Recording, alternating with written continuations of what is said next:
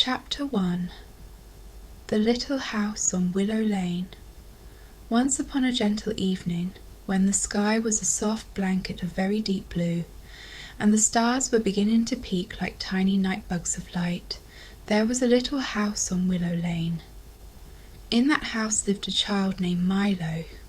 You can call them Milo or Millie, whatever feels coziest. Their stuffed rabbit named Pippin, and a sleepy cat with a silver stripe on its tail called Luna.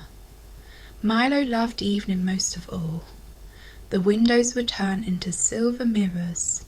The shadows under the trees would look like friendly giants, and the house would smell like warm toast and lemon honey. Tonight felt extra special because a moonbeam had slipped through the window and landed on Milo's bedside table like a small, shimmering pebble. Pippin the rabbit woke up with a tiny stretch. Woof! Oops! Pippin always mixed up animal sounds when he was excited. Milo giggled. Shh, Pippin, Milo whispered. It's almost bedtime. Luna the cat blinked her silver-striped tail and purred. Outside, the leaves of the willow tree whispered a lullaby. Milo climbed into bed, pulled the blanket up to their chin, and watched the moonbeam dance across the room. Then just for a moment, the moonbeam glowed warmer. It hummed a low, gentle tune. Milo's eyes widened a little, in a curious, happy way. Would you like an adventure?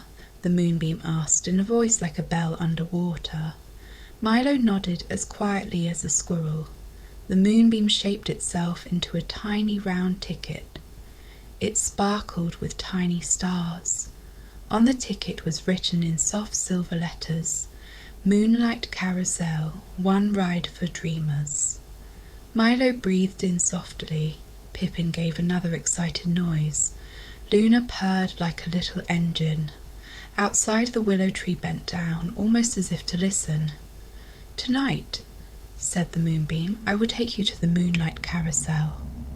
It spins slowly and softly, and it takes dreamers to peaceful places. Are you ready?" Milo nodded again. The moonbeam floated to Milo's hand. It felt warm and friendly. Milo held it and felt very, very sleepy, in the best kind of way. Milo closed their eyes, and when they opened them, they were no longer in the little house. They stood beneath a silvery arch where tiny stars spun like lanterns, and there, in a clearing of soft cloud-like grass, was the moonlight carousel. Chapter 2. The Carousel That Whispered Wishes. The moonlight carousel was like nothing Milo had ever seen. Instead of painted horses, there were gentle creatures, a sleepy owl with moonlit feathers, a soft green turtle who smiled slowly, a shimmering seahorse that held tiny bubbles, a fox with a coat like cinnamon, and even a small elephant with twinkling toenails. Each creature breathed a puff of warm, sparkling air. The music that came from the carousel was not loud. It was the gentle plink of drops of water, the hush of leaves, the hum of a lullaby sung by the stars. A tiny mouse in a velvet vest popped up next to Milo and bowed. "Welcome," the mouse said. "I am Maestro Moth. I conduct the carousel. Please choose a friend to ride with." Milo looked at the creatures and felt their heart beat slow, like a calm drum. "Which one do I pick?" Milo asked softly. "Pick the one that feels like a hug," said Pippin, whose nose was twitching. Milo reached out and patted the turtle's shell. Warmth spread through Milo's fingers like toast buttered with starlight. The turtle winked and folded its legs into an easy seat. As Milo climbed onto the turtle, Luna curled up in Milo's lap and purred. The carousel began to turn, very slowly, like a clock made of clouds. Stars above clipped their tiny lights together and set a soft pace. Maestro Moth tapped a tiny baton, and the carousel whispered, close your eyes, make a small wish, and the carousel will drift to a gentle dream. Milo closed their eyes. Milo wished very quietly that everyone could have a cozy place to rest, with a blanket and a soft song. The wish fluttered up like a moth and settled in the music. The ride began. Chapter 3: The Garden of Giggle. The first place the moonlight carousel took Milo was the Garden of Giggle. Fireflies here didn't blink. They giggled. Each laugh sounded like a tiny bell and turned the flowers into smiling faces. The grass felt like velvet ribbons beneath the turtle's feet. "Hello, dreamer," said a flower with petals that twinkled like confetti.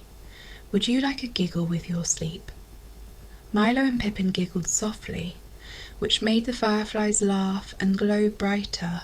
The glow painted the world in soft oranges and pinks that felt like a warm cup of cocoa.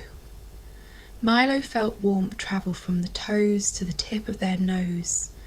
A small cloud floated over and tucked a tiny nap blanket over the turtle's shell.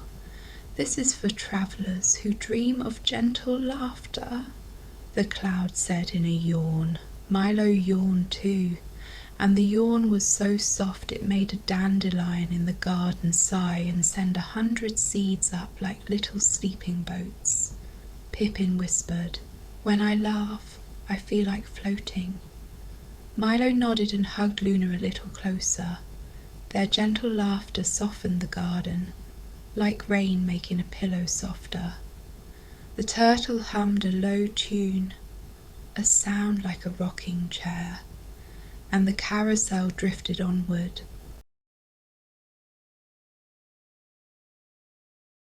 Chapter 4: The Whispering Lake.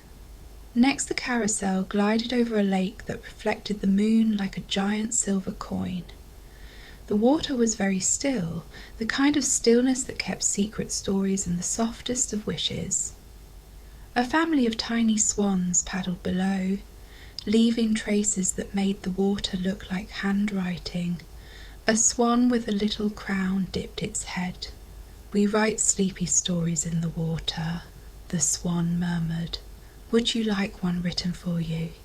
Milo nodded, and Maestro Moth held a feathered quill to the surface. The quill wrote slow, curling letters that lined the shore. Once upon a dream, a gentle child sailed on a turtle who hummed lullabies.